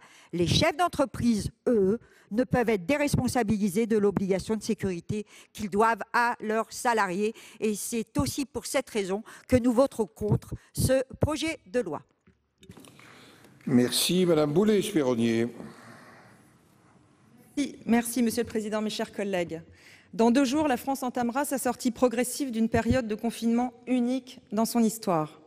Pour nos concitoyens qui aspirent au retour à la vie normale, ce sera un soulagement, même si, comme cela a plusieurs fois été évoqué, le déconfinement n'est pas en lui-même le retour à la normale, mais il est un pas dans la bonne direction. Notre rôle a été d'accompagner ce pas et de faire en sorte qu'il ne se transforme pas en un saut de haie hasardeux, mais de le rendre possible. Le gouvernement a demandé la prorogation de l'état d'urgence sanitaire afin qu'il puisse continuer à utiliser certains des pouvoirs exceptionnels que nous lui avons confiés le 23 mars 2020. Il a également sollicité l'autorisation de mettre en place un dispositif inédit de partage de données médicales. Au regard de la situation du pays, de la résistance du virus et des conséquences dramatiques en vies humaines que représenterait une deuxième vague, ces demandes ne nous paraissent pas entièrement illégitimes. Mais le Sénat ne serait pas le Sénat s'il n'avait pas assorti cette extension des pouvoirs exceptionnels d'un certain nombre de garanties salutaires. D'abord, en ajustant et en améliorant les conditions dans lesquelles se dérouleront les quarantaines, outil déplaisant mais nécessaire à la lutte contre l'épidémie. Ensuite, en consolidant fortement l'armature du système d'information de l'article 6. Autre outil éminemment déplaisant, mais qui, s'il peut sauver des vies et s'il reste circonscrit au cadre que nous lui avons fixé, demeure acceptable. Cela d'autant plus que la future saisine du Conseil constitutionnel par notre président Larcher permettra une vérification supplémentaire et une solidification de ces dispositions. Enfin, et ce n'est pas le dernier des points, grâce aux sénateurs de la commission mixte paritaire et en particulier au président Philippe Bas, qui a accompli un travail considérable et formidable et que je veux ici remercier au nom de notre groupe, nous avons réussi à arriver à un compromis satisfaisant avec les députés sur la question de la responsabilité. Lundi 11 mai, les maires, chefs d'entreprise et autres responsables sur le terrain qui font la vie de la nation ne seront pas les laissés pour compte du déconfinement. Au regard de ces avancées, nous voterons le texte, mais nous le ferons sans jamais renoncer à la vigilance de tous les instants qui doit être la nôtre en cette période exceptionnelle où le gouvernement est doté de pouvoirs exceptionnels. Je vous remercie. Merci beaucoup. Pour expliquer son vote, la parole est à Françoise Laborde, Vous avez la parole. Merci, Monsieur le Président. Je n'ajouterai rien à ce qui a été excellemment dit par ma collègue Maryse Carrère sur le contenu et sur le vote du groupe RDSE. Mais elle avait tellement peur de ne pas rentrer dans les minutes imparties qu'elle n'a pas remercié tous les présidents de commission, les ministres, les sénateurs, qu'ils soient en présentiel ou en virtuel, bien sûr les fonctionnaires et tous ceux que je vais oublier dans cette énumération à l'après-vert. Je vous remercie. Merci, ma chère collègue. D'autres demandes d'explication de vote? Je n'en vois point. Donc, il va être procédé au scrutin public dans les conditions fixées par l'article 56 du règlement sur les conclusions de la commission mixte paritaire, demande faite par le groupe communiste, républicain, citoyen et écologiste. Le scrutin est ouvert. Je rappelle que les huissiers sont à votre disposition pour faciliter les opérations de scrutin public.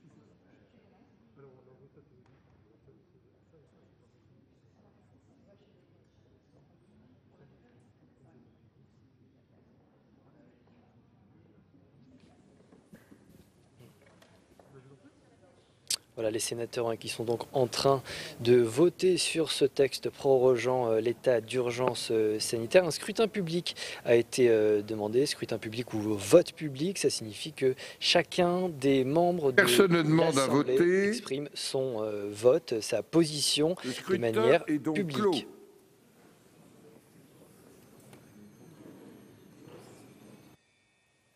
Voilà, les résultats vont être annoncés dans quelques instants. Le texte devrait vraisemblablement être adopté par les sénateurs. Gérard Larcher va annoncer les résultats. Voilà, on lui tend la feuille des résultats. Si le résultat du scrutin qui porte le numéro 104 sur l'ensemble du texte, compte tenu de l'ensemble des délégations de vote accordées par les sénateurs aux groupes politiques et qui ont été notifiés à la présidence, nombre de votants 343. Nombre de suffrages exprimés 339. Pour l'adoption 252 contre 87.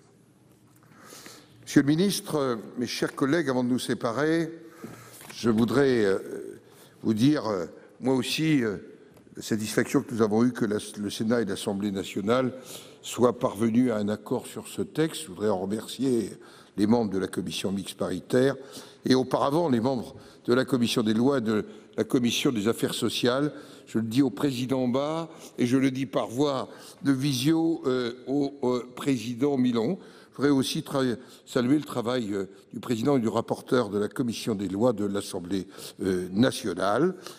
parce que le compromis, c'est toujours marcher les uns vers les autres pour se retrouver. Je voudrais aussi dire que nous avons passé 16h30, très exactement, en séance, et sans doute un temps important en commission. Je dois dire, pour avoir participé à largement de ce temps, avec le soutien aussi de notre collègue Swahili, que c'est des débats qui ont toujours été très intéressants, parfois passionnés, mais la passion de ce qui est aussi le sens de notre présence ici, la représentation des territoires, pas simplement vis-à-vis de telle ou telle catégorie, mais à un moment où il faut que nos territoires reprennent vie, et que ceci est tout à fait essentiel. Vous avez constamment eu à cœur de concilier les contraintes imposées par l'urgence sanitaire et la préservation des libertés publiques. Un devoir de vigilance s'impose en ces temps particuliers où nous devons à la fois lutter contre l'épidémie sans jamais sacrifier nos libertés fondamentales. C'est dans cet esprit que je vous confirme que j'ai décidé de saisir dès ce soir le Conseil constitutionnel. Je souhaite m'assurer, bien sûr, que le travail que nous avons conduit ensemble repose sur des bases solides, incontestables, et que les mesures que nous mettrons en œuvre pour assurer, j'allais dire, notre succès contre le virus sont nécessaires et adaptées aux circonstances. C'est le sens de ma saisine du Conseil constitutionnel. Je voudrais aussi remercier les présidents de groupe, car ils ont été particulièrement malmenés dans l'agenda. La journée d'hier a vu une série d'ordres et de contre-ordres qui faisaient penser à une autre période ou à d'autres références. Et je voudrais les remercier parce qu'ils ont su, là aussi, privilégier l'essentiel. C'est naturellement une méthode de travail que nous ne pourrons pas répéter, je le dis, à l'infini, par rapport à la nécessaire sérénité, approfondissement d'un travail auquel nous sommes les uns et les autres attachés. Je vais donc lever la séance. Vous souhaitez un bon dimanche. Vous dire que de manière demain restreinte pour des raisons de sécurité sanitaire, le Premier ministre et moi-même procéderons dans cette journée consacrée à la mémoire de l'esclavage et de son abolition dans les jardins du Sénat à 11h, à un temps de mémoire. Malheureusement, je ne peux vous y convier tous, car nous aurons un format assez comparable à celui que le président de la République avait retenu à l'Arc de Triomphe hier. Notre prochaine séance aura lieu le mercredi 13 mai à 15h pour des questions d'actualité au gouvernement. La séance est levée et je vous remercie. Voilà, vous l'avez donc entendu, vous l'avez suivi en direct sur Public Sénat. Le Sénat a donc adopté le texte prolongeant l'état d'urgence sanitaire. Ce texte va désormais être étudié par l'Assemblée nationale. Il devra être ensuite soumis au Conseil constitutionnel. On l'a entendu, Gérard Larcher qui va saisir dès ce soir le Conseil constitutionnel, donc avant la promulgation de ce texte. On savait qu'Emmanuel Macron entendait aussi le faire, mais donc Gérard Larcher semble l'avoir devancé puisque le Conseil constitutionnel va donc être saisi. Puis la CNIL rendra son avis concernant notamment l'article 6 et la création de ce fameux fichier national destiné au tracing des personnes malades et de leur entourage. Alors, qu'est-ce que prévoit très concrètement ce texte? Il prévoit la prolongation de l'état d'urgence sanitaire jusqu'au 10 juillet. Il traite également dans son fameux article 1 de la responsabilité des décideurs privés comme publics dans le cadre de l'épidémie de coronavirus, sujet hautement sensible. On l'a vu ces derniers jours, ces dernières heures. Encore une fois, dans cet hémicycle aujourd'hui, la loi qui distingue donc les exécutants que sont les maires, les directeurs d'école ou encore les employeurs. Ce texte, il l'encadre aussi et précise les différents régimes de la quarantaine et de la mise à l'isolement. Il traite enfin, on l'aura compris, du dispositif central du déconfinement, la question du tracing, du suivi des malades infectés. Voilà, j'ai le plaisir d'accueillir à ce micro le président Hervé Marseille, le président du groupe Union Centriste. Bonjour Monsieur Marseille. Le Sénat a donc adopté ce texte. Vous vous en félicitez, c'était une bataille difficile? Écoutez, c'était un texte qui a appelé beaucoup de débats. Le président Larcher vient de le rappeler.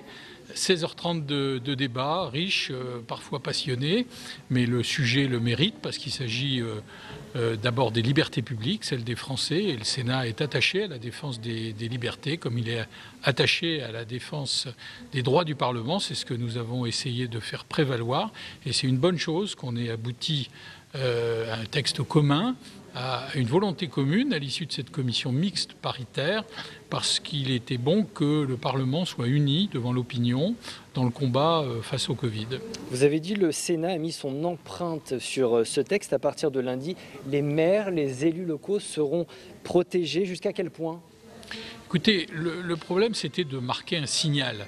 À partir du moment où la situation impose à des dizaines de milliers de décideurs, que ce soit des décideurs publics comme les maires, mais aussi des chefs d'entreprise, des responsables associatifs, à qui on demande de s'engager, de prendre des responsabilités, il fallait faire un signal. Alors, on a donné une explication, et je me réjouis là encore qu'on ait pu réécrire un texte qui n'est ni celui de l'Assemblée ni celui du Sénat. On est sorti par le haut, on a trouvé une réécriture commune, mais en tous les cas, à travers le Code de la santé publique, qui apporte une explication susceptible de mieux protéger ceux qui s'engagent, et en particulier les maires. En ce qui concerne ce fameux article 6, ce fameux tracing, est-ce que vous considérez que les libertés individuelles sont désormais assez protégées, elles seront assez protégées à partir de lundi ? Elles ne le sont jamais assez, mais on vit une période particulière et donc il fallait mettre des garanties, c'est ce qu'on a fait au Sénat. L'Assemblée en a rajouté, a mis d'autres garanties, donc on peut s'en réjouir. Et le fait qu'on enlève les ordonnances du dispositif, que le gouvernement soit obligé de revenir devant le Parlement, ici engagé pour son système d'information, le fait que chacun puisse avoir accès aux informations sur ses données personnelles, le fait que, évidemment, on est cadré autant que faire se peut le système est une bonne chose. Donc il faudra rester vigilant. Il n'y a pas de risque de dérive. Écoutez, il faut aussi faire un peu confiance au gouvernement. En tous les cas, on a mis toutes sortes de garanties en place avec l'Assemblée et je crois que maintenant, il faut qu'on reste très vigilante. Chacun l'a dit sur tous les bancs. Est-ce que la France est prête au déconfinement ce lundi, selon vous ? C'est une affaire extrêmement compliquée. Il faut que chaque citoyen, qui est un acteur de ce déconfinement, soit responsable, veille aux gestes barrières. En tous les cas, c'est un challenge. Et j'espère vraiment du fond du cœur qu'on arrive à ce déconfinement progressif qui permette de retrouver une vie normale. C'est ce que chacun aspire à recouvrer sa vie normale.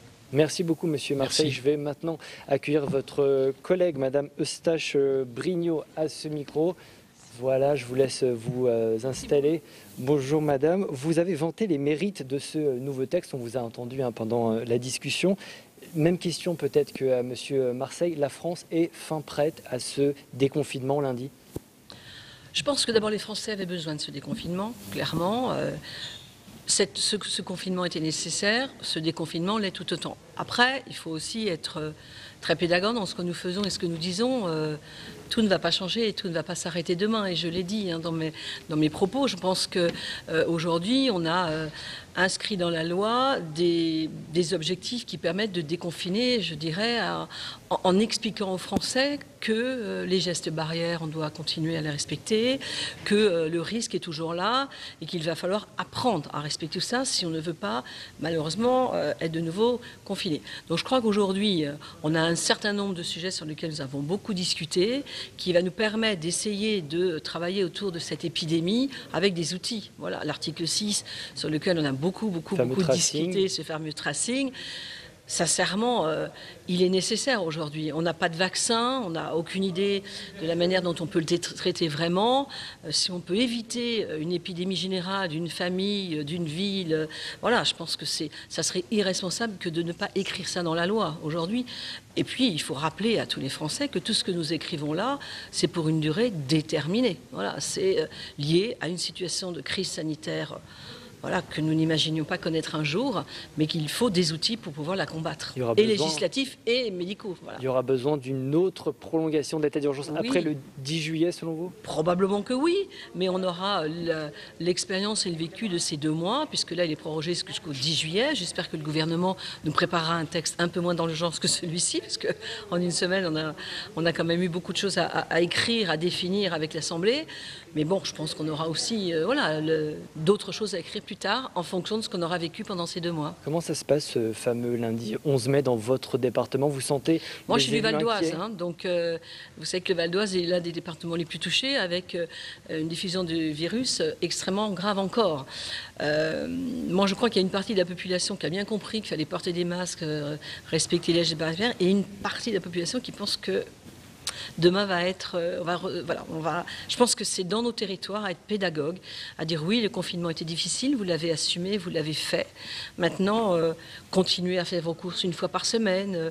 Les plus anciens, un peu fragiles, il faut qu'ils continuent à rester chez elles, chez eux, pardon. Je pense qu'il faut que dans nos territoires, nous soyons encore très pédagogues pour dire que c'est un déconfinement qu'il faut assumer avec sagesse. Ça vous inquiète? Un peu. Voilà. Mais après, on a aussi, je voulais en parler 2 minutes, l'exigence que nous avions avec l'Assemblée pour arriver à cette commission mixte paritaire, c'était l'article 1 sur la responsabilité. On ne pouvait pas lier la responsabilité des maires, des directeurs d'école et chefs d'entreprise sur une connaissance éventuellement sanitaire des choses. Donc il y a ceux qui décident, qui sont responsables, et ceux qui appliquent, qui sont responsables aussi, mais pas de la même manière. C'est ce que nous avons exigé et souhaité dans l'article 1. Très concrètement, ça veut dire qu'aujourd'hui, si un maire prend une décision et qui suit en tout cas le protocole sanitaire du gouvernement, il sera en tout cas immunisé ou en tout cas protégé. C'est pas qu'il n'est pas immunisé, c'est qu'il aura tout fait. Il aura tout fait et c'est sa responsabilité de le faire.